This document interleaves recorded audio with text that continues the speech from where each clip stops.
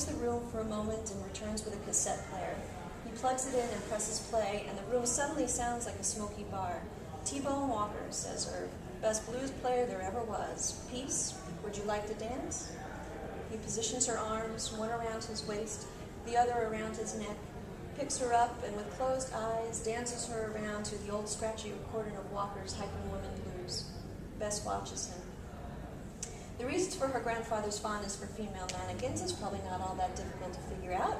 Students in the Psych 101 class might comment on his loneliness, his need for ownership and control, to savor the past and forget about aging, to create a safe haven among friends, not to mention any sexual overtones Bess doesn't want to contemplate. But what's puzzling is his interest in this particular mannequin, this African-American 70s beauty, which makes Bess think she really doesn't know her grandfather well, or at least the man he was in his younger days. Maybe he was a swinger. Maybe he dated women like these before he married Millie. Maybe he didn't do a whole lot of what he really wanted to do in the 86 years he's been on this earth, which is why he's dancing around his basement with a mannequin in his arms, humming, swaying, smiling, imagining. Bess taps him on the shoulder, feeling a sudden urge to be part of this imaginary world that makes him smile so broadly. May I cut in? She means could she dance with him, but he nods and hands her the mannequin, and stepping back to clap to the rhythm. Oh, says Bess, face to face with a woman's perfect plastic cheeks. Okay then. She grabs onto the figure's tiny waist and slowly twirls her around like a schoolboy at his first social.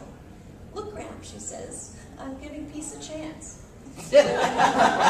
Neither he doesn't hear her or he doesn't get it, for his gaze is elsewhere, and Bess can tell he is alone somewhere out there. The thing that prompted me to ask her out was what I used to call the book test. You know when the bell rings at the end of class and everyone just rushes in a mad stampede for the door? Well, if that happens and one person drops something like a book, I think seeing whether people will stop and take the time to pick up the book for that person or whether they just keep heading for the next class is a lot about them. I like to think that I would usually stop and pick up a book.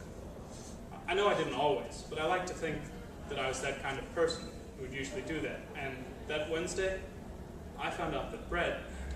I'm sorry. Now is the hardest time.